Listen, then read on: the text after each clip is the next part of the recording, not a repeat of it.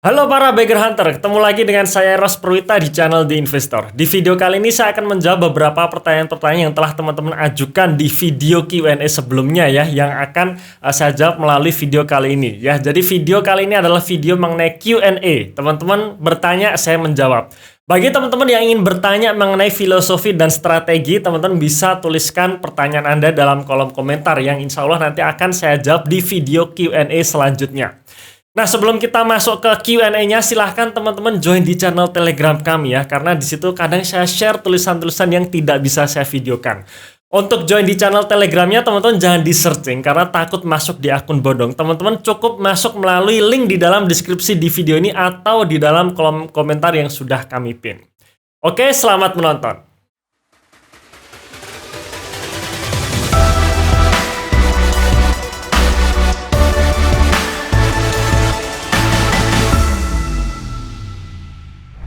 Oke, pertanyaan pertama dari Pak Marcelius Ahong. Bang Eros, jika suatu perusahaan cash flow-nya negatif, apakah masih bisa dipertimbangkan buat diinvestasikan? Nah, bisa atau tidak, ya sebenarnya tergantung apakah memang perusahaan tersebut punya prospek atau tidak. Ya, cash flow negatif ini kan artinya bahwa uang yang dia keluarkan itu lebih besar daripada uang yang dia terima.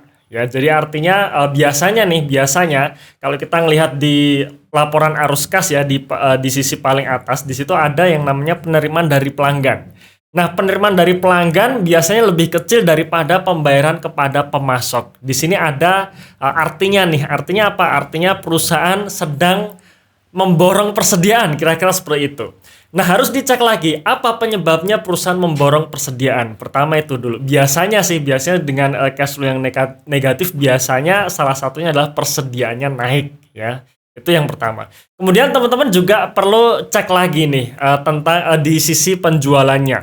Nah, berapa banyak penjualan dibandingkan dengan uang yang diterima dari pelanggan, karena di situ biasanya ada selisih ya, dan selisihnya disitulah yang menjadi piutang. Jadi istilahnya ketika penjualannya besar tapi penerimaan dari pelanggannya kecil, artinya sebagian besar penjualan itu menjadi hutang alias menjadi piutang perusahaan ya, dihutang oleh customer dan perusahaan tersebut mencatatnya sebagai piutang. Nah, di situ teman-teman juga perlu cek lagi piutangnya kira-kira membengkak atau tidak gitu.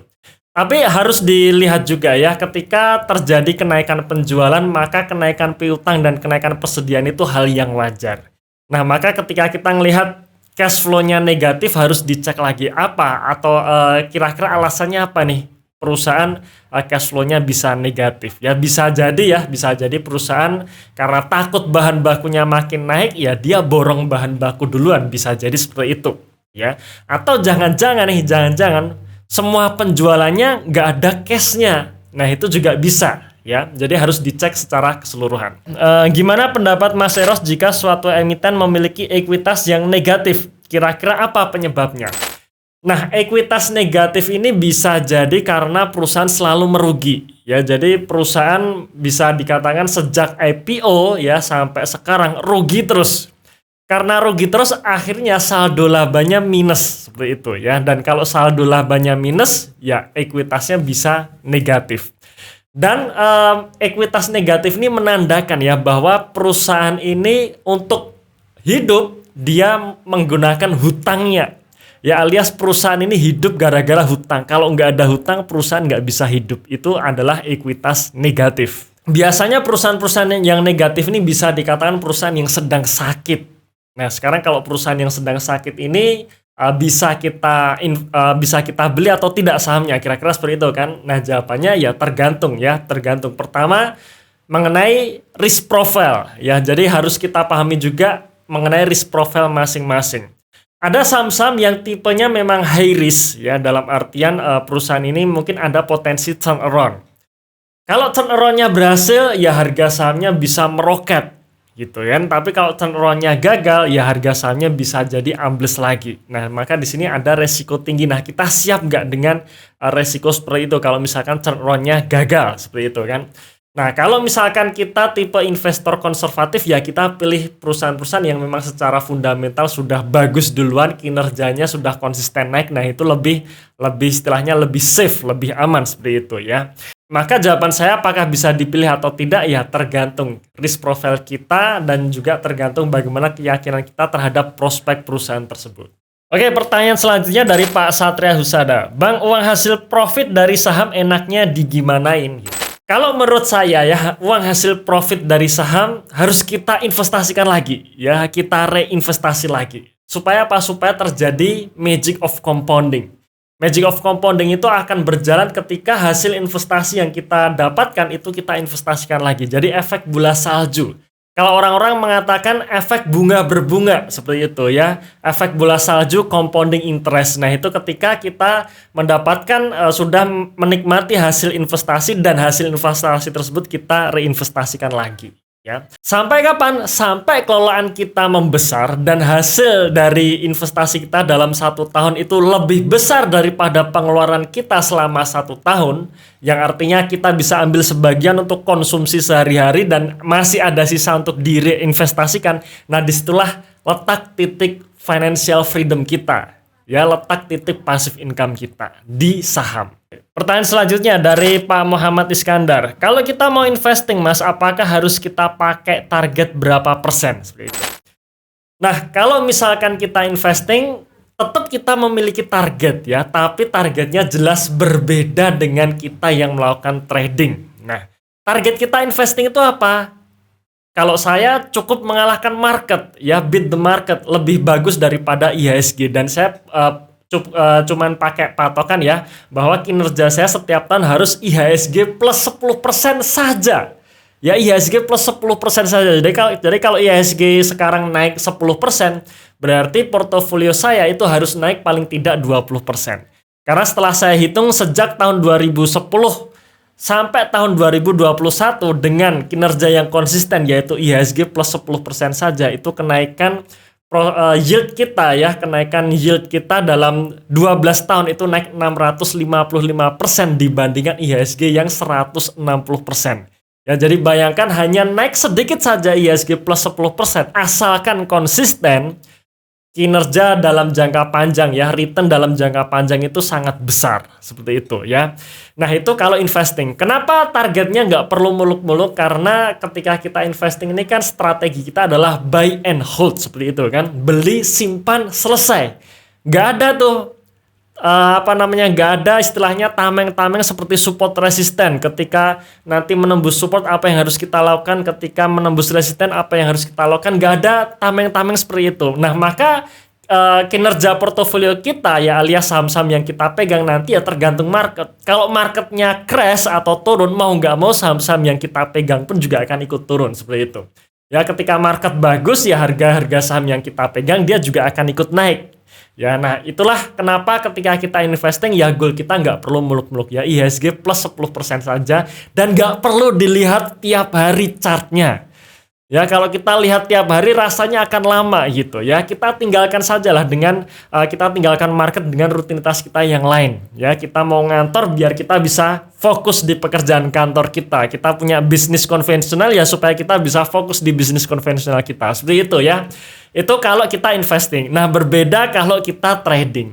Kalau Anda trading, target Anda hanyalah mengalahkan IHSG 10% saja, saya katakan ngapain trading gitu ya. Kalau Anda trading, Anda mantau market setiap hari, effortnya lebih gede, pasang support resisten gitu ya. Ataupun misalkan Anda mau mengikuti bandar ya, bandarmologi, melihat pergerakan bandar lagi akumulasi atau lagi distribusi. Ya, target Anda jangan hanya mengalahkan market gitu ya. Membuang-buang waktu gitu. Kalau memang Anda, pekerjaan utama Anda memang sudah di market, dalam artian setiap hari Anda mengamati market, ya pastikan target Anda itu jauh lebih gede dari IHSG, misalkan 5 kali IHSG. Nah, itu baru worth it ya. Nah, maka itulah perbedaan antara investing dan trading. Oke. Pertanyaan selanjutnya dari Pak Octavian Aidar ya. Mas Eros, kalau sebuah perusahaan utang ke bank, itu apakah dia bayarnya per bulan sama seperti PNS yang utang ke bank dengan sistem pembayaran cicilan bulanan? Nah, kalau kita misalkan melihat laporan keuangan dari perusahaan, di situ hutang itu kan dibagi menjadi 2 pos ya, hutang jangka pendek dan hutang jangka panjang. Nah, di dalam pos hutang jangka pendek pun hutang banknya pun ada 2 juga. ya, hutang jangka pendek dan hutang jangka panjang yang akan jatuh tempo dalam jangka pendek. Kira-kira seperti itu ya. Jadi ada tiga pos sebenarnya, tiga pos di dua sisi ya, di liabilitas jangka pendek dan liabilitas jangka panjang. Nah, apa perbedaannya? Kalau hutang bank jangka pendek ini adalah hutang modal kerja ya, kredit modal kerja yang dimana perusahaan itu dapat plafon kredit, misalkan perusahaan dapat plafon kredit 1 miliar. Nah, bisa ditarik sewaktu-waktu, misalkan ditarik semuanya, nah maka setiap bulan perusahaan cuman bayar bunganya saja ya, tanpa bayar pokok ya, bayar bunganya saja. Nah, bayar bunganya saja ini sampai jatuh tempo ya, dalam waktu 1 tahun. Nah, 1 tahun setelah jatuh tempo ya perusahaan harus melunasi atau bisa diperpanjang. Itu kalau hutang jangka pendek. Berbeda kalau hutang jangka panjang. Kalau hutang jangka panjang, maka dia hutang jangka panjang ini adalah sifatnya kredit investasi untuk membiayai aset-aset jangka panjang seperti pembangunan pabrik baru, mobil, transportasi ya, mesin-mesin dan sebagainya. Nah, kalau hutang jangka panjang ini dia membayar bunga setiap bulan plus pokoknya ya. Jadi ketika ada sebagian dari hutang jangka panjang ini akan jatuh tempo, nah dia akan lari sebagian ya. Pencatatannya sebagian akan masuk ke liabilitas jangka pendek. Nah, kira-kira seperti itu. Nah, berarti di sini bisa disimpulkan ya, apakah sama dengan PNS yang bayar cicilan bulanan? Ya berbeda pastinya ya. Mas Eros mau tanya, apakah saham siklikal cocok buat investasi jangka panjang dan ditabung secara DCA, mengingat meskipun harganya fluktuatif tapi secara jangka panjang dibutuhkan? Ya mungkin pertanyaannya adalah menyangkut saham batubara ya, apakah bisa di DCA? Nah, kalau saya sendiri, saya tidak, DCA yang saya lakukan adalah tidak kita membeli saham di harga berapapun setiap tanggal 1, seperti tidak ya. Itu menurut saya yieldnya tidak maksimal. Jadi kan banyak sekali yang mengartikan istilah DCA itu kita pokoknya beli saham BBRI tanggal 1, berapapun harganya beli terus seperti itu kan. Nah, kalau menurut saya dengan pola seperti itu yieldnya kurang bagus ya. Kenapa? Karena kalau kita membeli saham saat harganya sedang tinggi ya, saat harganya sedang tinggi alias valuasinya nggak murah ya, potensi yield di masa depan itu tidak akan maksimal. Nah, DCA yang saya lakukan adalah ketika saya tambah muatan, saya akan analisa lagi ya, apakah harga di market dengan harga wajarnya itu masih jauh atau tidak, alias margin of safety-nya masih gede atau tidak. Kalau masih gede sesuai dengan target saya ya, saya tetap akan terus beli walaupun averaging up seperti itu ya. Jadi misalkan kita analisa sebuah saham, kita bisa misalkan kesimpulan kita adalah harga wajar saham tersebut adalah di level 2000. Nah, saat ini kalau misalkan saya kejar margin of safety ya, paling tidak adalah 25%, berarti paling tidak maksimal harga beli saya adalah di 1.500 seperti itu. Nah, sepanjang harganya di bawah 1.500 ya nggak apa-apa, saya beli terus. Cuman kalau sudah di atas 1.500 ya saya nggak lanjutkan beli, saya akan beli saham yang lain. Nah, itu cara DCA saya ya.